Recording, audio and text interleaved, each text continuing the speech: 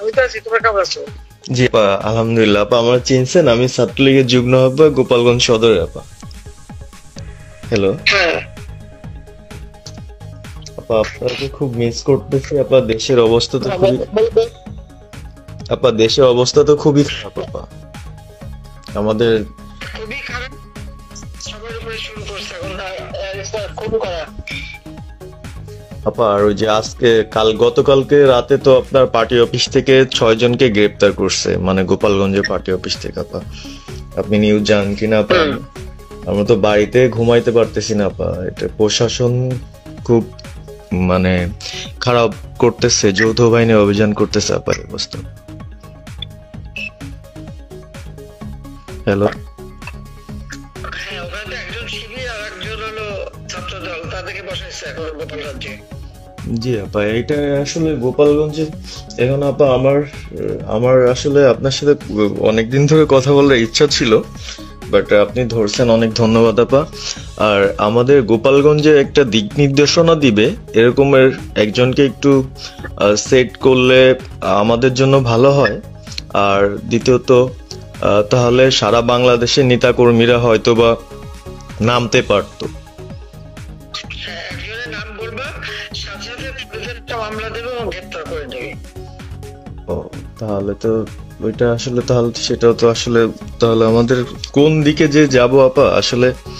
না, নিজেদেরই করতে হবে, যে জায়গায় যার অবস্থান থেকে কাজ করতে হবে। আপা আমার ইউনিয়ন হলো বুড়াশি ইউনিয়ন। এই যে আপনি যে নৌকায় করে চলতেন, মানে যে রাস্তা দিয়ে যেতেন। হ্যাঁ, আমি চিনি। জি আপা। যার যার এলাকা নিয়ে সে সে কাজ করতে হবে, আর সবাইকে সাবধান করতে হবে। আর এই গোপালগঞ্জ যাবো, যে গোপালগঞ্জ যখন হাত দিচ্ছে, জি তো আপা। গোপালগঞ্জে যে হাত দেয় তার কিন্তু হাত পড়ে। জি আপা, জি আপা, জি জি গোপাল। গোপালগঞ্জে হাত দিলে এটা ভালো হবে না। জি আপা। আপা আপনি ভালো আছেন তো আপা? আমি ভালো আছি, আমি ঠিক আছে। আমি এই যে কথা বলছি সারা বাংলাদেশে, কারণ কালকে প্রজ্ঞাপন দিছে জি আপা। এনএসআই, র্যাব, ডিজিএফ সবাইকে রিপোর্ট আইজিপি ব্যাংকে এনএস বলে দিছে, মানে আওয়ামী লীগ, আওয়ামী লীগের সাবেক এমপি, বর্তমান এমপি, ভবিষ্যতে এমপি হতে পারে, জি আপা। তারা তাদের আত্মীয় স্বজন, আত্মীয় স্বজন, জি আপা। প্লাস তারা কাউন্সিলর, মেম্বার, তারপরে মেয়র, যে যেখানে আছে, এবং তাদের আত্মীয় স্বজন সবাইকে অ্যারেস্ট করতে বলছে। তোমরা কত করবে সেটাই তো কথা। হ্যাঁ আপা, এখন আমি কত করবো? আমি কালকে আমাদের ইউনিয়নের চেয়ারম্যান, আপনি চিনেন কিনা জানি না, MM ননি আহমেদ ননি, উনার সঙ্গে একটা মিটিং করলাম, কথা হয়েছে অনেকক্ষণই। তো উনি দিক নির্দেশনা দিল এবং কালকেই যাওয়ার কথা ছিল আমাদের একটা মিছিল নিয়ে, বুড়াশি ইউনিয়নের যারা ছাত্রলীগ করে কর্মী যারা আছে এদের নিয়ে আমরা একটা মিছিল নিয়ে যাওয়ার কথা ছিল। কিন্তু তার ভিতরই, মানে সন্ধ্যার পরে 7টায় প্রোগ্রামটা ছিল, তার ভিতরে নিউজ আসলো যে যৌথ বাহিনী অভিযান চলবে।